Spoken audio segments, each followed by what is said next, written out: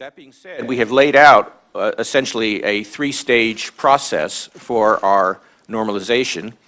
The first, which is dependent on the economy strengthening, the labor market continuing to normalize, and inflation beginning to move back towards 2%, is a process of slowing, moderating the pace of our asset purchases, and eventually bringing those to zero additional purchases at the point that we can say that we've made substantial improvement in the outlook for the labor market. And we've given some guidelines about how that process would go forward. The second stage would be a potentially lengthy period in which we are watching the economy for continued improvement, continued reduction in unemployment, normalization of inflation.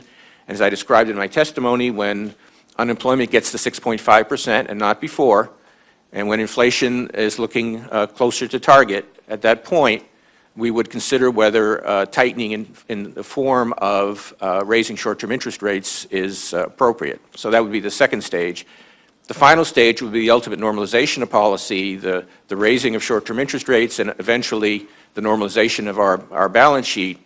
As I noted in my testimony, assuming that the economy remains in a slow growth mode, as we've been seeing, that process would be a very gradual process.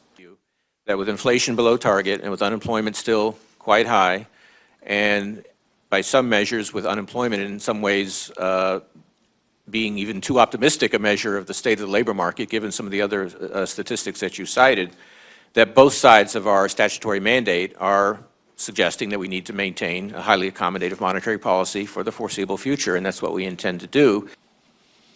Well, I think as you can see that our acting alone is not producing the kind of results we all would like. I mean, growth is going in the right direction, unemployment is going in the right direction, but it's still a very slow process. And as I've said many times, monetary policy is not a panacea, so there's still plenty of room for Congress to address some of these problems that Senator Menendez and others referred to.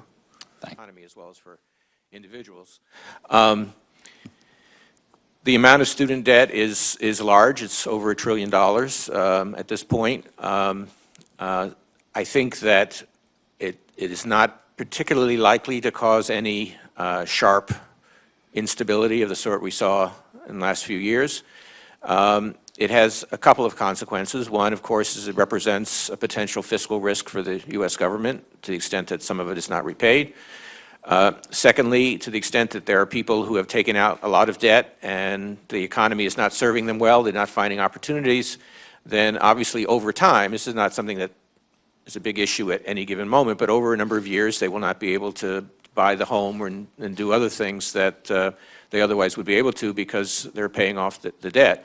So I think the answer to it is